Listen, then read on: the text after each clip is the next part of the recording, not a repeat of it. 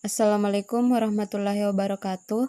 Perkenalkan, saya Andi Ilma Prianti dengan NIM L0211811018 dari Prodi Manajemen Sumber Daya Perairan. Baiklah, di sini saya akan menjelaskan jurnal dengan judul Uji Toksisitas Akut Insektisida Karbamat terhadap ikan mas Cyprinus carpio Linnaeus 1758. Adapun penulis dari jurnal ini yaitu Lewol et al. 2018. Selanjutnya kita masuk pada bagian pendahuluan. Pestisida kimiawi merupakan senyawa yang mampu membahayakan kesehatan organisme. Salah satu pestisida yang berbahaya yaitu karbamat. Kebanyakan insektisida ini masuk ke dalam badan perairan karena dampak dari aktivitas manusia yang menggunakan insektisida ini secara berlebihan. Insektisida karbamat di dalam ekosistem akuatik dapat menyebabkan ketidakseimbangan ekologis yang mungkin memiliki efek racun bagi organisme air. Nah, salah satu organisme yang dapat terkena dampaknya yaitu ikan mas atau Cyprinus carpio. Ikan mas ini sebagai ikan uji karena memiliki kandungan lemak yang cukup tinggi untuk mengakumulasi dari bahan residu pencemar tersebut. Selain itu, ikan mas juga ini dapat dipelihara di akuarium pada skala laboratorium. Dengan demikian, ikan mas dapat digunakan sebagai ikan uji pada uji toksisitas. Baiklah, selanjutnya kita masuk pada bagian tujuan, bahan, dan metode penelitian. Tujuan penelitian ini ialah untuk mengukur LC50-96 insektisida karbamat Marsahal 200 EC terhadap hewan uji. Nah, bahan penelitian ini menggunakan ikan mas dengan panjang 6-8 cm dan bobot tubuh 5,5-9,0 gram. Bahan kimia yang digunakan adalah insektisida karbamat dengan merek dagan Marshall 200 EC yang dalam satu botol terdapat bahan aktif karbosulfan 200,11 Gl-1. Nah, metode penelitian yang digunakan adalah metode eksperimental dengan 2 tahap penelitian meliputi uji pendahuluan dan uji toksisitas letal atau uji definit. Selanjutnya itu kita masuk pada bagian persiapan media. Penelitian ini dimulai dengan menyiapkan akuarium sebanyak 12 buah yang masing-masing berkapasitas 32,6 liter. Akuarium kemudian dicuci bersih dan dijemur di bawah sinar matahari, kemudian diisi dengan air sebanyak 20 liter dengan campuran larutan Marshall 200 EC pada konsentrasi yang berbeda untuk tiap perlakuan. Setelah itu, akuarium diberi aerasi. Ikan mas yang akan digunakan diaklimatisasi terlebih dahulu selama 7 hari. Sehari sebelum digunakan, ikan mas dipuasakan terlebih dahulu. Nah, pada uji pendahuluan dan uji toksisitas akut, tidak ada pemberian pakan terhadap ikan uji.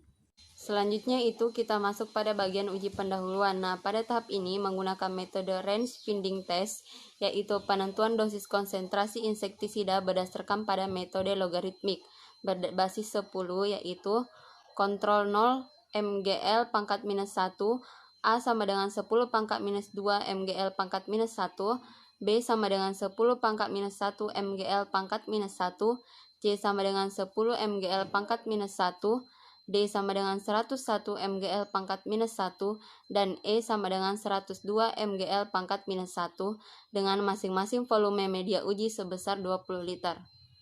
Selanjutnya itu uji toksisitas akut. Nah, penelitian pada tahap uji toksisitas letal akut atau disebut dengan uji definit menggunakan metode yang mengacu pada USIPA 2002 dengan menggunakan 6 konsentrasi berbeda pada masing-masing media uji bervolume 20 liter.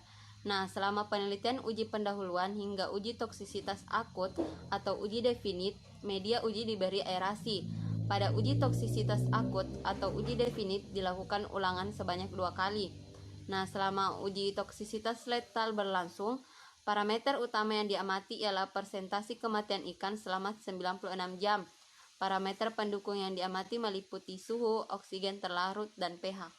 Kemudian selanjutnya itu pada tahap analisis data. Nah, perolehan data pada uji toksisitas akut atau LC50-96 dianalisis menggunakan analisis probit untuk menentukan nilai LC50 hingga periode pemaparan 96 jam.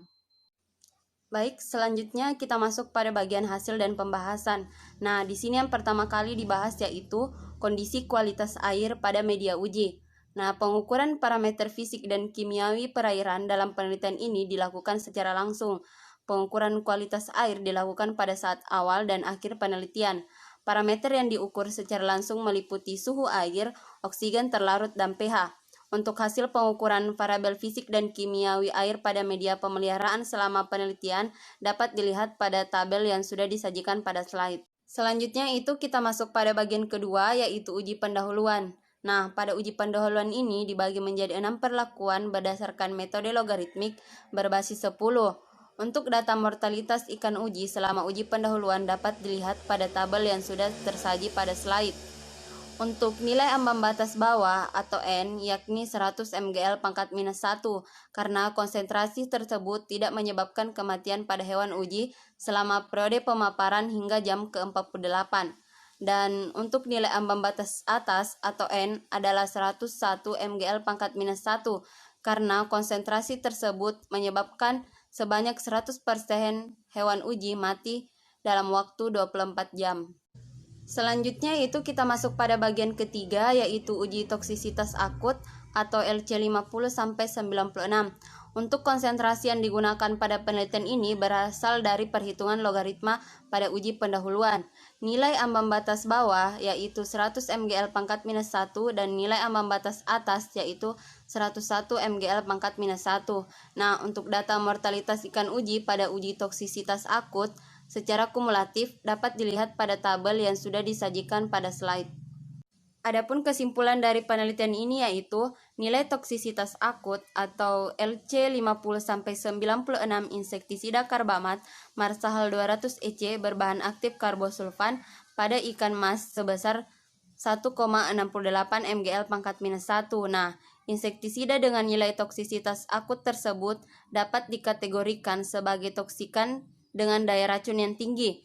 Untuk melengkapi penelitian ini mengenai uji toksisitas akut insektisida karbamat, perlu dilakukan penelitian lebih lanjut guna melihat efek toksikan terhadap organ ikan mas atau Cyprinus carpio, serta batas aman mengenai tingkat konsumsi ikan mas yang sudah tercemar oleh insektisida tersebut. Itulah tadi yang dapat saya sampaikan dari jurnal yang saya ambil. Lebih dan kurangnya mohon dimaafkan. Wabillahi taufiq wal hidayah. Wassalamualaikum warahmatullahi wabarakatuh.